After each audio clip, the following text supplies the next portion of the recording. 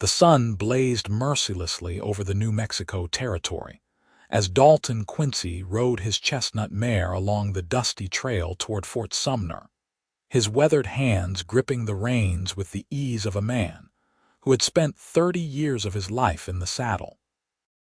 He squinted against the afternoon glare, thinking about the cattle he needed to sell and the supplies he needed to purchase, when a flash of white in the distance caught his attention like lightning across a clear sky. Someone was running through the golden fields that stretched beside the main road, their dress billowing behind them like the wings of a desperate bird. And even from this distance, Dalton could tell something was terribly wrong.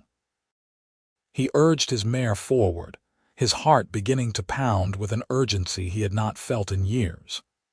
As he drew closer, he could see it was a young woman, her dark hair streaming behind her, her bare feet kicking up dust as she ran with the kind of speed that came only from pure terror.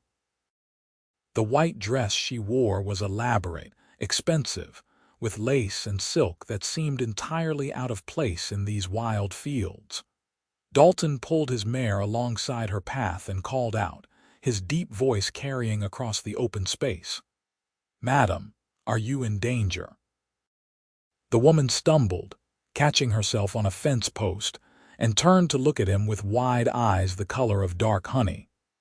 Her face was flushed, her chest heaving with exertion, and tears had left clean tracks through the dust on her cheeks. She could not have been more than 23 years old, and the fear in her expression made Dalton's protective instincts roar to life. "Please," she gasped, her voice breaking. "Please do not send me back. I cannot marry him. I will not."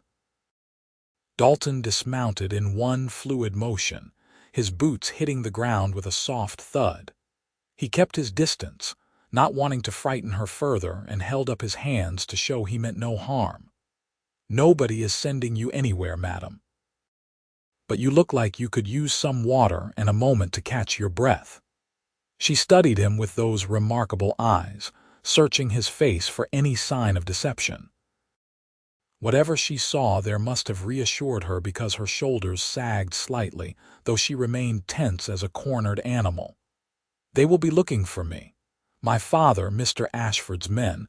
They will not let me go so easily." Ashford? Dalton's jaw tightened. He knew that name. Clayton Ashford owned half the land between here and Santa Fe, and rumor had it the man was as cruel as he was wealthy. "That is who you were supposed to marry," she nodded, wrapping her arms around herself despite the heat. "My father arranged it. Mr. Ashford is 57 years old, and he has buried 2 wives already.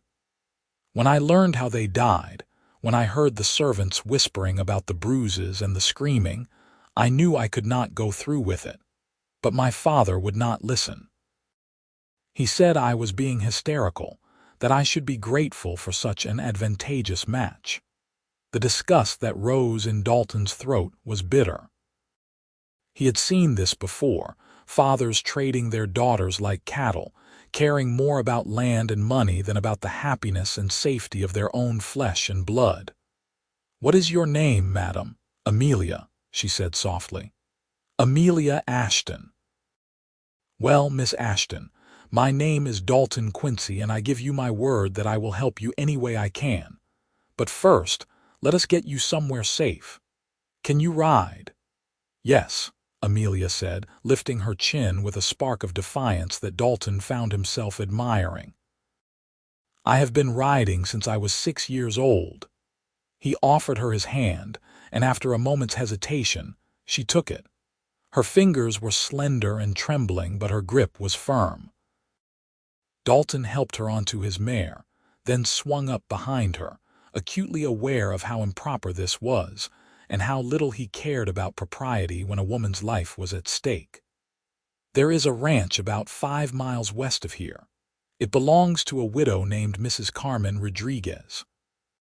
She is a good woman, and she will not turn you away." As they rode, Amelia gradually relaxed against him, exhaustion overtaking fear. Dalton could feel her shaking, could hear the occasional sob she tried to suppress, and something shifted in his chest. He had lived alone for the better part of a decade, ever since his wife had died of pneumonia, and he had convinced himself that solitude was what he preferred. But holding this brave, frightened woman in his arms, he felt something he had thought long dead stirring back to life.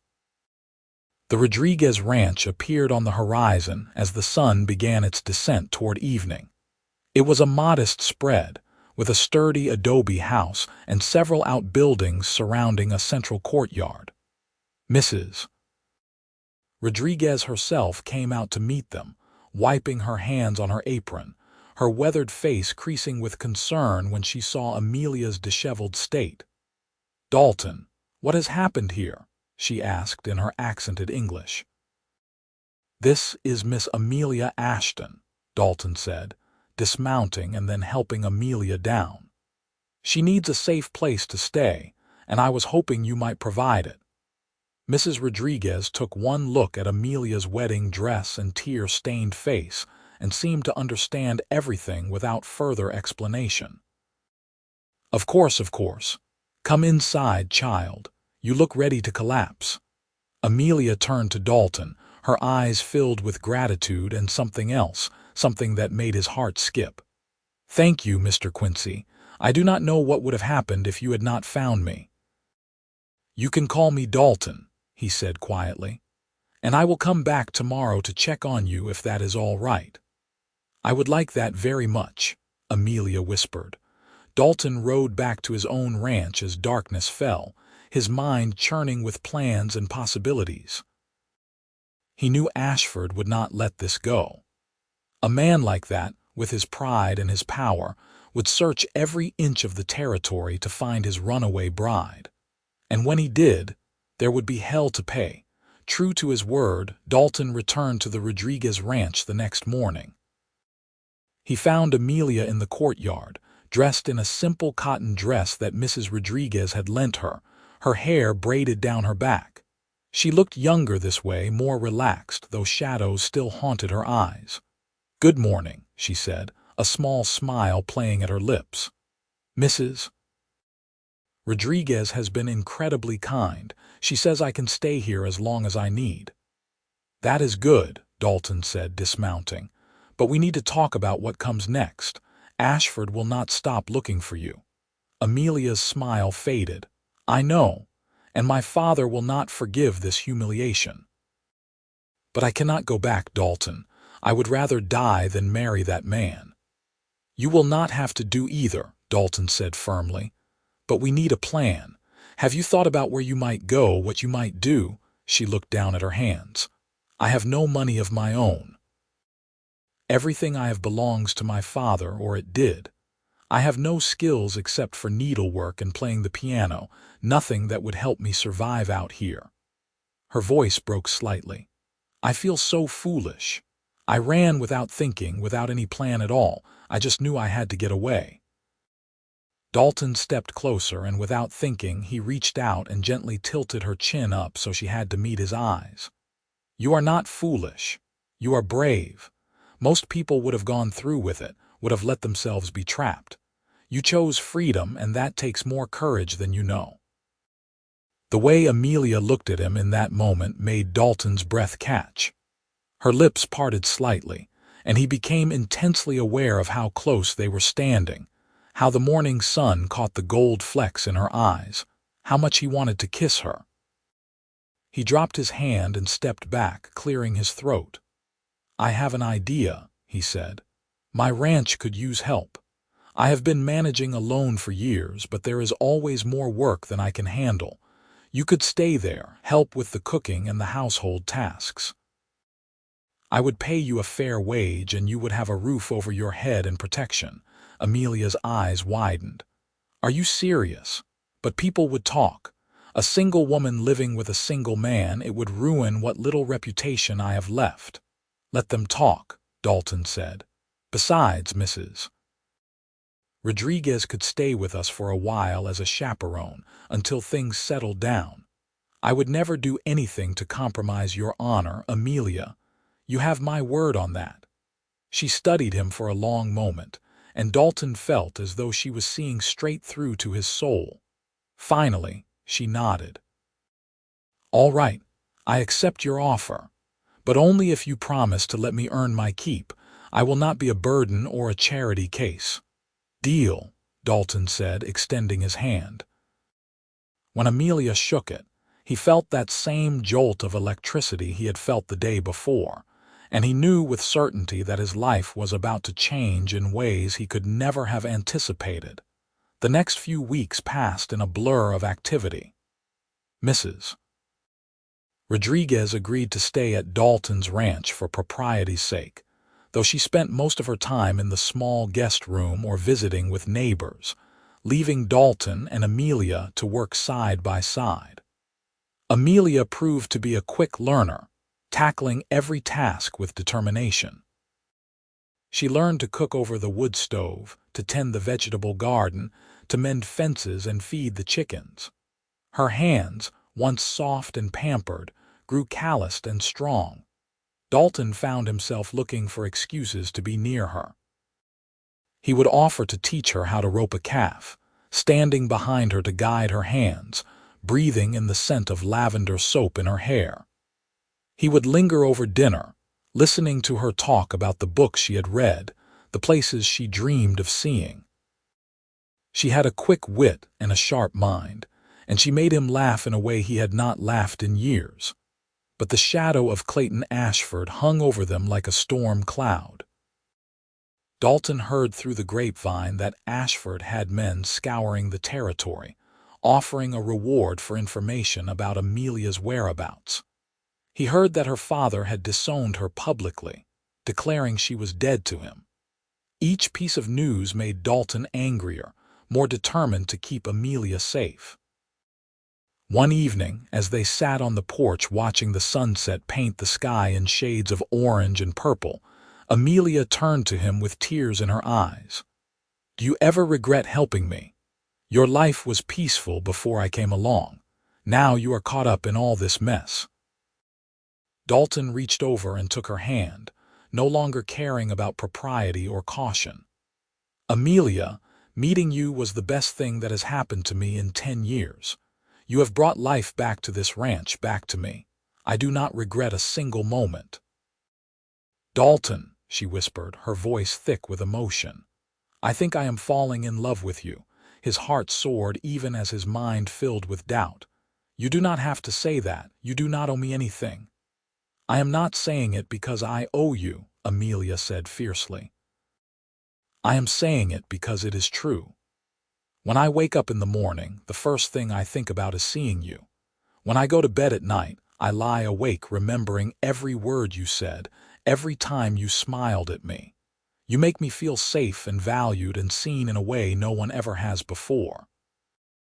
Dalton stood up and pulled her to her feet, his hands cupping her face. "I love you too," he said roughly. "I have loved you almost from the moment I saw you running through those fields. But Amelia, you need to be sure. You have been through so much, and I am just a rancher with dirt under his fingernails and nothing much to offer." "You have everything to offer," Amelia said, and then she rose on her toes and kissed him. It was like coming home after a long journey. Dalton wrapped his arms around her and kissed her back with all the pent-up longing and tenderness he had been holding inside. Her lips were soft and sweet, and when she sighed against his mouth, he felt like he could conquer the world. They might have stayed that way forever if Mrs. Rodriguez had not cleared her throat loudly from the doorway. "Perhaps you two should come inside before the neighbors see," she said, though her eyes were twinkling with amusement. Blushing furiously, Amelia and Dalton broke apart, but as they followed Mrs. Rodriguez inside, Dalton kept Amelia's hand clasped firmly in his, and she squeezed back with equal intensity. That night, as Dalton lay in his bed staring at the ceiling, he made a decision. He would marry Amelia if she would have him. He would make an honest woman of her in the eyes of the world, and he would spend the rest of his life making sure she never regretted choosing him over the wealth, and status her father had tried to force on her. But first, he needed to deal with Clayton Ashford. The next morning, Dalton rode into Fort Sumner to see the sheriff. John Mackenzie had been a friend for years, a fair man who valued justice over politics. Dalton found him in his office, feet propped up on his desk, reading through wanted posters. "Dalton," Mackenzie said, swinging his feet down. "What brings you to town?" Dalton closed the door behind him and sat down. "I need to talk to you about Amelia Ashton." Mackenzie's eyebrows rose. "So it is true, she is staying with you." "She is," Dalton said evenly. "And before you ask, everything is proper. Mrs. Rodriguez is there as a chaperone." "I was not going to ask," Mackenzie said, "but Ashford has been here 3 times demanding I organize a search party. He claims Miss Ashton was kidnapped." "She was not kidnapped. She ran away from a forced marriage to a man who has killed 2 wives already." Mackenzie leaned back in his chair. "I have heard those rumors too, but rumor is not proof, and legally, Miss Ashton is her father's property until she marries or turns 25. The word property made Dalton's blood boil, but he kept his voice level. What if she married someone else? Then she would be her husband's responsibility and Ashford would have no claim. "That is true," Mackenzie said slowly. "Are you saying what I think you are saying? I am going to marry her," Dalton said. "With her consent, of course. But I need to know if Ashford can challenge it, if he can try to take her back." Mackenzie thought for a moment. "Once she is legally married, her father loses all rights to her. But Ashford might try to claim she was coerced or that you kidnapped her before the ceremony. You would need witnesses, people who could testify that Miss Ashton entered the marriage of her own free will." "I can arrange that," Dalton said. "Thank you, John." As he stood to leave, Mackenzie called after him. "Dalton, be careful. Ashford is a dangerous man and he has money and influence. Do not underestimate him." "I will not," Dalton promised. He rode back to the ranch with his mind racing. That evening, after Mrs. Rodriguez had retired to her room, Dalton asked Amelia to walk with him. They strolled through the fields behind the house, the same fields where he had first seen her running, and when they reached a small grove of cottonwood trees, Dalton stopped and turned to face her. "Amelia, I have something to ask you, and I need you to answer honestly." She looked up at him with those beautiful eyes, curiosity and trust mingling in her expression. "Of course." Dalton took a deep breath. "Will you marry me?" Amelia's mouth fell open in shock. "What?" "I love you," Dalton said, taking her hands in his. "I want to spend the rest of my life with you. But it is not just about what I want. If you marry me, you will be legally protected from Ashford and your father. You will be your own person, free to make your own choices. I am not asking you to marry me just for that reason. I am asking because I cannot imagine my future without you in it, but I wanted you to know all the facts before you decide." Tears spilled down Amelia's cheeks, but she was smiling. "You wonderful, honorable man. Yes, Dalton Quincy. Yes, I will marry you. Not because I need protection, but because I love you with everything I am." Dalton let out a whoop of joy and swept her up in his arms, spinning her around until they were both dizzy and laughing. When he set her down, he kissed her again, pouring all his love and devotion into it, and Amelia kissed him back with equal fervor. They were married 3 days later in a small ceremony at the church in Fort Sumner. Mrs. Rodriguez served as matron of honor, and Sheriff Mackenzie stood as Dalton's best man. The priest, Father Miguel, had known Dalton for years and performed the ceremony with warmth and sincerity. Several townspeople attended as witnesses, including the schoolteacher, the general store owner, and a handful of ranchers who had worked with Dalton.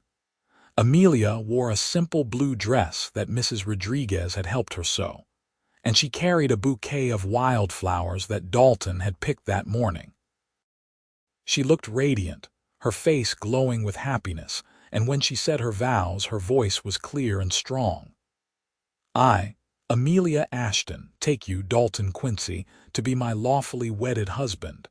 I promise to love you, honor you, and stand by your side through whatever comes. You saved my life, and now I give that life to you freely and joyfully. Dalton's voice was rough with emotion when he spoke his own vows. I, Dalton Quincy, take you, Amelia Ashton, to be my lawfully wedded wife. I promise to protect you, cherish you, and love you with every breath I take.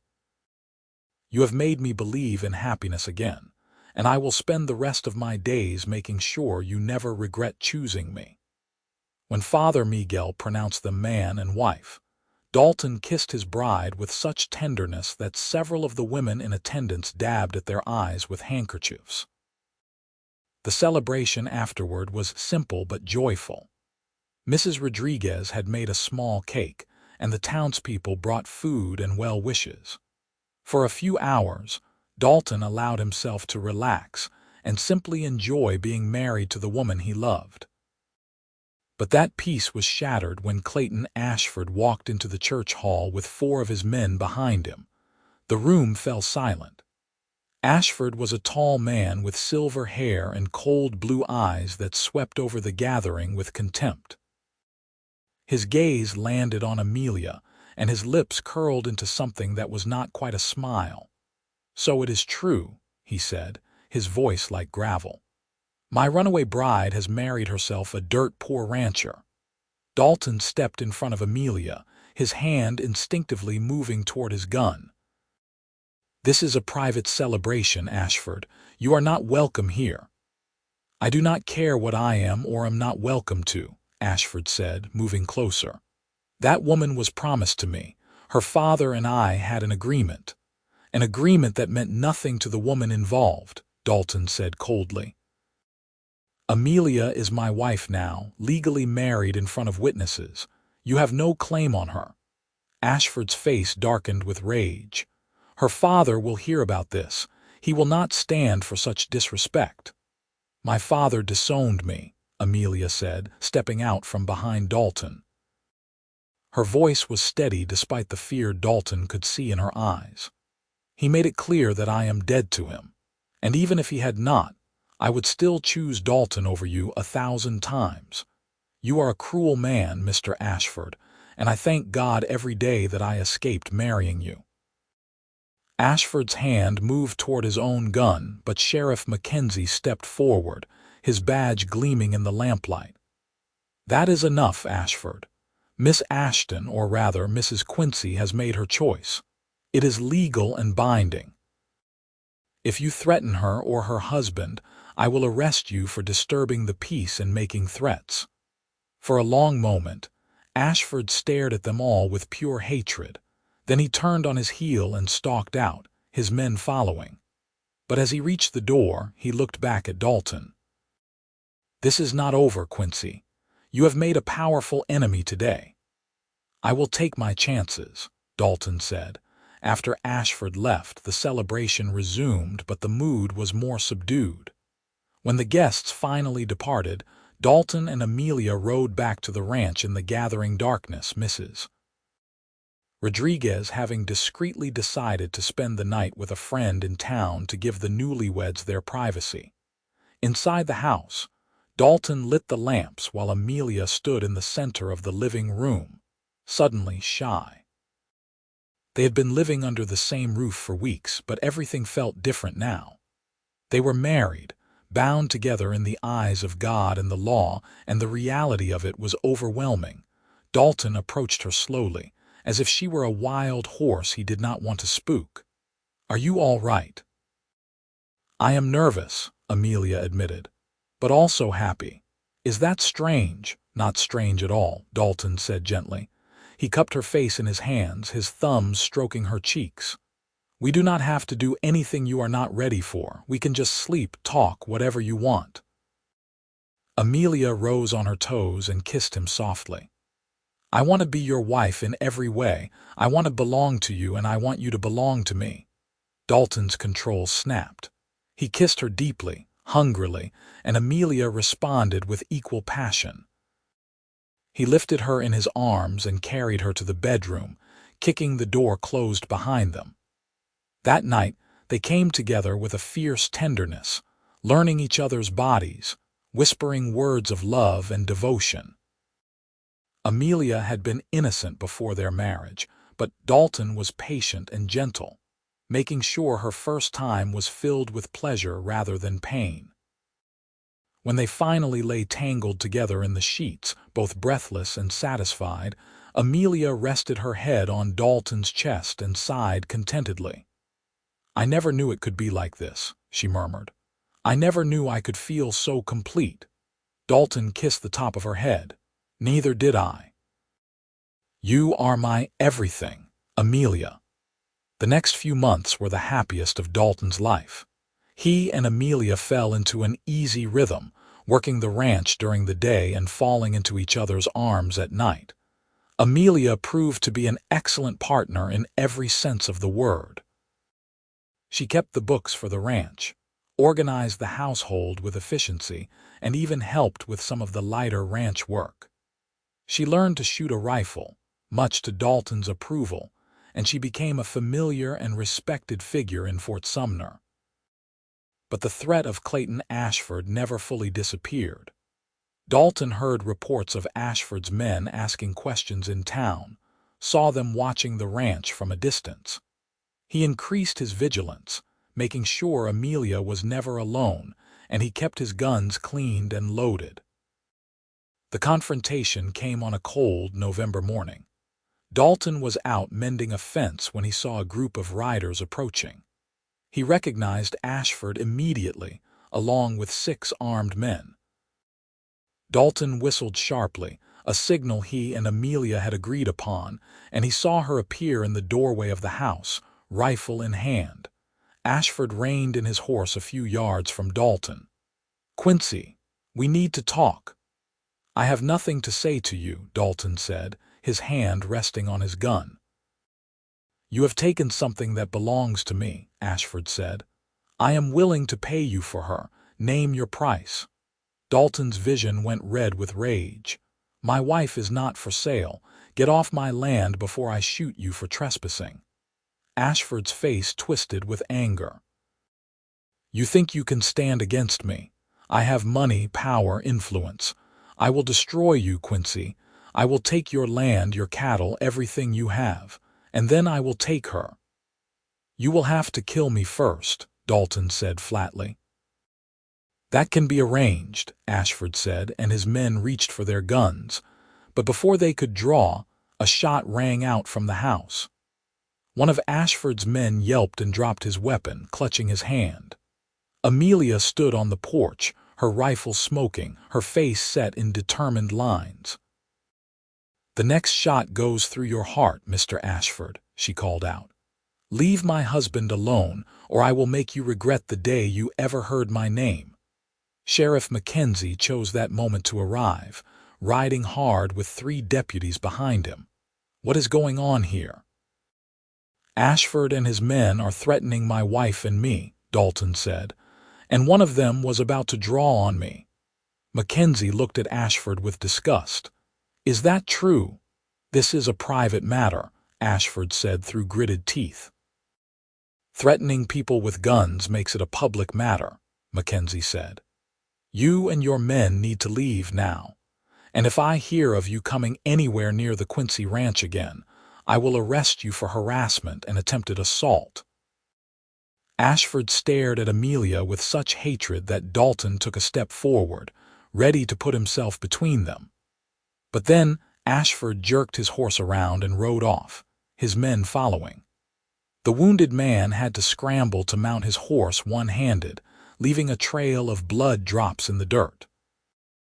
After they were gone, Dalton ran to the house and pulled Amelia into his arms. She was shaking, the rifle clattering to the porch floor. "I could have killed him," she whispered. "I wanted to." "But you did not," Dalton said, holding her tight. You protected us without becoming a murderer. You are so brave, Amelia, so incredibly brave. Mackenzie walked over, picking up the rifle and checking the chamber. That was some impressive shooting, Mrs. Quincy. You hit exactly what you were aiming for. My father made sure I learned, Amelia said with a bitter laugh. He thought it was a useful skill for a lady. I never imagined I would use it like this. Ashford is going to be a problem, Mackenzie said seriously. He is not the kind of man who forgives or forgets. You two need to be careful. We will be, Dalton promised. Over the next several weeks, Dalton heard through various sources that Ashford's reputation was beginning to suffer. Word had spread about his attempt to force Amelia into marriage and his subsequent harassment of the Quincy ranch. Several business associates began distancing themselves from him, unwilling to be connected to such unseemly behavior. Ashford's power, built on fear and intimidation, started to crumble as people found the courage to stand against him. The final blow came in late December. Dalton was in Fort Sumner buying Christmas supplies when Sheriff Mackenzie found him. "You are going to want to hear this," Mackenzie said. "Ashford is dead." Dalton's heart stopped. What happened? Apparently he got drunk last night and fell down the stairs in his house. Broke his neck. His servants found him this morning. Mackenzie paused. Though there are some who say it was not an accident, some say one of his servants pushed him, tired of his cruelty, but there is no proof either way.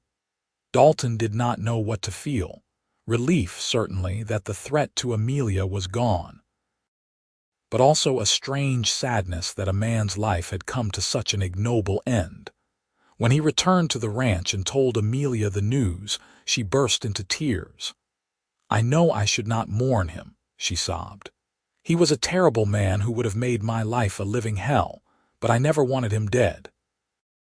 Dalton held her while she cried, marveling at the compassion in her heart. She had every reason to hate Ashford, to celebrate his death, but instead she grieved for the waste of a human life. It was one of the many reasons he loved her. Christmas that year was quiet but joyful. Dalton and Amelia decorated the house with pine branches and holly, and Mrs. Rodriguez joined them for a feast of roasted chicken and sweet potatoes. They sang carols by the fire and exchanged simple gifts. Dalton gave Amelia a beautiful shawl he had ordered from Santa Fe, and she gave him a pair of leather gloves she had sewn herself. As they lay in bed that night, Amelia's head resting on Dalton's shoulder, she said quietly, "I think I might be pregnant." Dalton's heart leapt. "Are you sure?" "Not completely," Amelia said, "but I have missed my courses and I have been feeling sick in the mornings. Mrs. Rodriguez thinks I am, and she has delivered enough babies to know the signs." Dalton rolled over to face her, his hand gently resting on her still flat stomach. "A baby," he breathed. "Our baby. Are you happy?" Amelia asked, a hint of anxiety in her voice. "Happy," Dalton laughed and kissed her. "I am over the moon. You have given me so much, Amelia. Love, purpose, and now a child. I am the luckiest man in the world." Amelia's pregnancy progressed smoothly through the winter and into spring. Her belly grew round and firm, and Dalton found himself constantly touching it, marveling at the life growing inside. He talked to the baby every night, telling stories and singing songs, and Amelia would laugh at his earnestness. "The baby can hear you, you know," she would say. "You are going to spoil this child before it is even born." "Good," Dalton would reply, kissing her belly. Every child should be spoiled with love. In late July, on a hot summer day that made the air shimmer with heat, Amelia went into labor. Mrs. Rodriguez and the local midwife, a capable woman named Sarah Thompson, attended her while Dalton paced outside the bedroom, his stomach tied in knots. He could hear Amelia's cries of pain, and it took every ounce of his self-control not to burst into the room, Finally, after what felt like an eternity but was probably only a few hours, he heard a new sound, the thin, reedy wail of a newborn. Mrs. Rodriguez opened the door, her face wreathed in smiles. "You have a son, Dalton. A big, healthy boy." Dalton rushed into the room. Amelia lay in the bed, her hair damp with sweat, her face exhausted but radiant. In her arms was a tiny bundle wrapped in a blanket. Dalton approached slowly, his eyes filling with tears, and when Amelia pulled back the blanket to reveal their son's face, he fell completely in love all over again. The baby had a head full of dark hair and Amelia's nose. His eyes were screwed shut, and his little fists were waving in the air. "He is perfect," Dalton whispered. "Absolutely perfect." "Do you want to hold him?" Amelia asked. Dalton carefully took his son, cradling the tiny body against his chest. The baby quieted immediately, as if recognizing his father's touch. "Hello, little one," Dalton murmured. "Welcome to the world. I am your papa, and I promise to love and protect you for as long as I live." They named him Daniel Elias Quincy, and he became the center of their universe. Dalton discovered that fatherhood suited him. He loved everything about his son, from the way he smelled to the little sounds he made while sleeping. He would get up with Amelia in the middle of the night for feedings, changing Daniel's diapers and walking him around the room when he was fussy. As Daniel grew, he developed his mother's bright intelligence and his father's quiet strength. By the time he was 2 years old, he was toddling around the ranch, getting into everything, his laughter filling the house with joy. Amelia thrived as a mother and as a rancher's wife. She had found her place in the world, and Fort Sumner had fully accepted her as one of their own. Women came to her for advice. Men respected Dalton for his integrity and hard work, and the Quincy Ranch prospered. When Daniel was 3, Amelia became pregnant again. This time, she gave birth to a daughter they named Grace Caroline. Grace had Dalton's blue eyes and Amelia's dark hair, and she was as spirited as her brother was calm. The two children were inseparable, and watching them play together filled Dalton and Amelia with indescribable happiness. Years passed in a blur of seasons. Daniel grew tall and strong, learning to rope and ride alongside his father. Grace proved to have a gift for healing, and she would help Mrs. Rodriguez with her herb garden and tend to sick animals with surprising skill. Amelia sometimes taught the children to read and write, using the books Dalton had bought for them, and the family would spend evenings reading aloud by the fire. On their 10th wedding anniversary, Dalton took Amelia back to the fields where he had first seen her. It was a warm evening in May, and the fields were golden with grass, just as they had been that day a decade ago. "Do you remember?" Dalton asked, holding her hand. "How could I forget?" Amelia said softly. "I was running for my life, terrified and desperate. And then you appeared, like an answer to a prayer I had not even said yet." "I saw you in that white dress," Dalton said, "and I thought you were the most beautiful thing I had ever seen. I had no idea that saving you would save me too." Amelia turned to face him, her eyes shining with tears. "You gave me everything, Dalton. Freedom, love, a family, a home. You showed me what it means to be truly cherished. And you brought light back into my life," Dalton said, pulling her close. "You made me believe in love again, in happiness in the future. These 10 years with you have been the best of my life." They kissed as the sun set behind them, painting the sky in shades of crimson and gold. In the distance, they could hear Daniel calling them for dinner, Grace's laughter floating on the evening breeze. They had built a life together out of courage and love, and it was more than either of them had ever dreamed possible. As they walked hand in hand back to the ranch house, where their children waited with Mrs. Rodriguez, who had become like a grandmother to them, Dalton reflected on the journey that had brought them here. From that desperate moment in the fields to this peaceful evening surrounded by family, they had faced every challenge together. Amelia had grown from a frightened runaway bride into a confident, capable woman who ran the household and the ranch books with equal skill. Dalton had learned that opening his heart again, after years of loneliness, was not a weakness but the greatest strength he possessed. The years continued to unfold with their share of joys and sorrows. They welcomed a third child when Daniel was 10 and Grace was 7, another son they named Thomas Matthew. Thomas had his father's quiet determination and his mother's compassionate heart, and he rounded out their family perfectly. The ranch expanded over time. Dalton bought adjoining land when it became available, and Daniel showed such promise as a rancher that neighbors would often comment that the Quincy legacy was in good hands. Grace pursued her interest in medicine, and when she was 16, she began apprenticing with the new doctor who had moved to Fort Sumner. Thomas showed an aptitude for business, keeping detailed records of the ranch's accounts even as a young boy.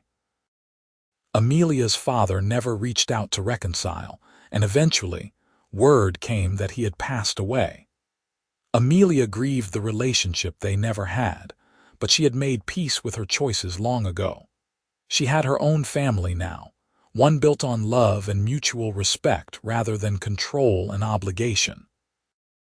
Mrs. Rodriguez lived to the ripe age of 83, and when she finally passed peacefully in her sleep, the entire town of Fort Sumner mourned.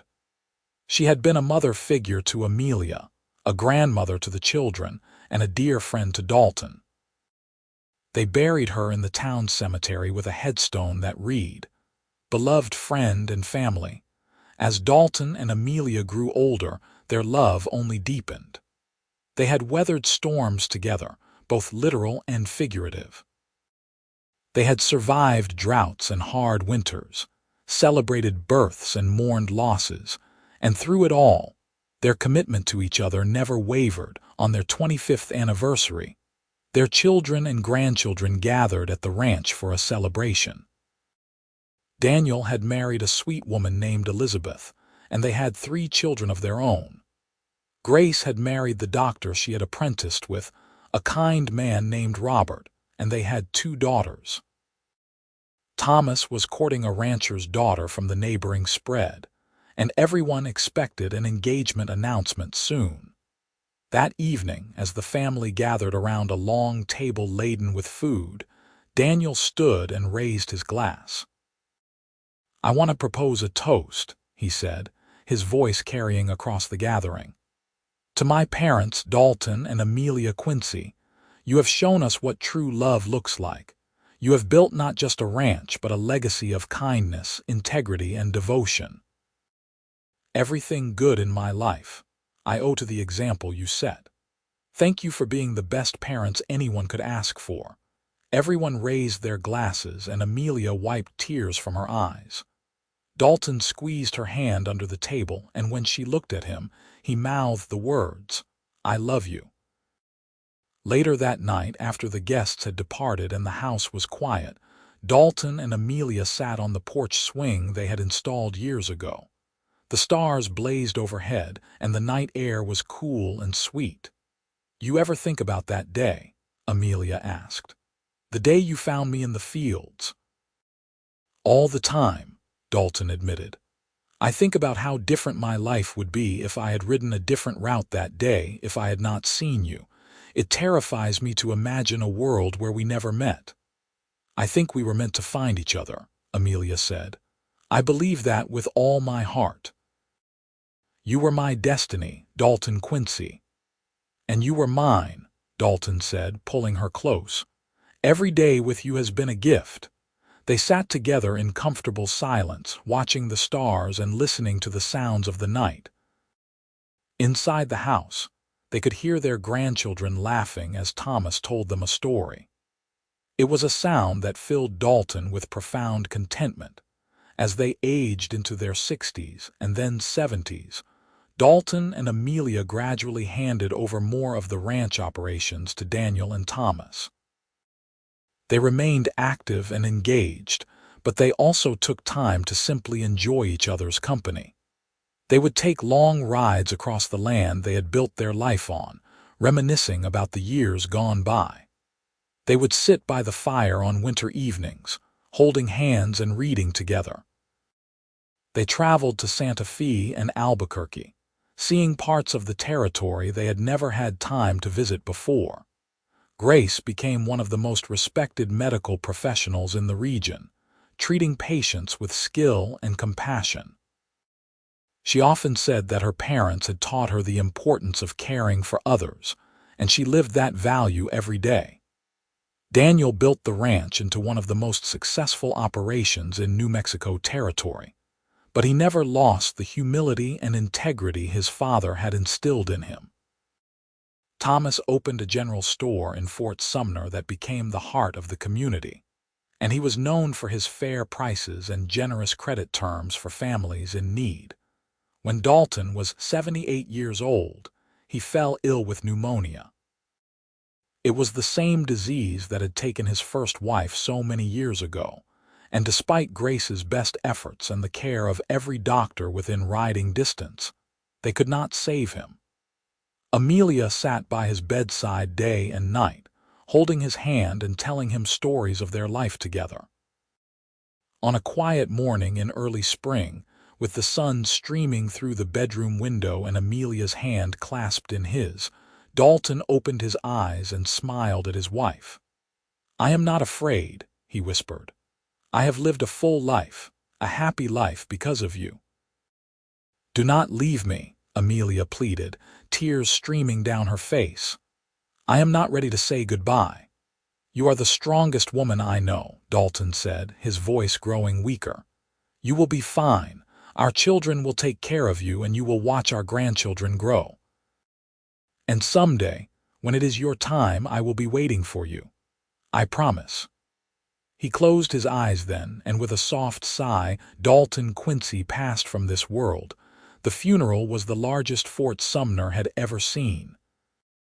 People came from across the territory to pay their respects to a man who had lived with honor and kindness. Amelia stood at the graveside, flanked by her children and grandchildren, and though her heart was shattered, she stood tall. Dalton would have wanted her to be strong. In the months that followed, Amelia discovered that grief was not something you got over, but something you learned to carry. She missed Dalton with an ache that never fully went away. She missed his laugh, his touch, the way he would look at her as if she was the most precious thing in the world. But she also felt his presence in everything around her, in the ranch they had built together, in their children's faces, in the legacy of love they had created. She lived for another 7 years, spending her time with her family and continuing to be a pillar of the Fort Sumner community. She taught her grandchildren to read, shared stories of their grandfather, and made sure that everyone knew the incredible man Dalton Quincy had been. On a warm evening in May, exactly 54 years after the day Dalton had found her running through the fields, Amelia passed away peacefully in her sleep. She was 82 years old, and she died with a smile on her face, as if greeting an old friend. They buried her next to Dalton, and the headstone they placed over both graves read, Dalton Quincy, 1837–1915, and Amelia Quincy, 1844–1926. Beloved husband and wife, devoted parents and grandparents, united in life, united in death, united forever in love. The Quincy Ranch continued to thrive for generations, and the story of Dalton and Amelia became legend in Fort Sumner. People would tell their children and grandchildren about the cowboy who had saved a runaway bride, about the love that had grown between them, about the life they had built against all odds. It became a reminder that true love was not about wealth or status or arranged marriages, but about choosing each other every single day, through hardship and joy, until death and beyond. And sometimes, on warm spring evenings, people claimed they could see two figures walking hand in hand through the golden fields outside Fort Sumner. A man and a woman who looked as though they had all the time in the world and nothing to do but love each other. Whether it was truly the spirits of Dalton and Amelia, or simply the play of light and shadow, no one could say for certain. But everyone agreed that if any love was strong enough to transcend death itself, it would be theirs. Their great-great-grandchildren still work the Quincy Ranch to this day, carrying on the legacy of hard work, integrity, and devotion that Dalton and Amelia established. In the ranch house, now over a century old but carefully maintained, there hangs a faded photograph of a stern-looking cowboy and a beautiful woman with gentle eyes. They are standing together on a porch, his arm around her waist, both of them looking at the camera with expressions of profound contentment. And if you look very closely at that photograph, you can see in their eyes the unmistakable glow of two people who found each other against all odds, who chose love over fear, freedom over obligation, and who spent every day of their lives grateful for the gift they had been given, each other.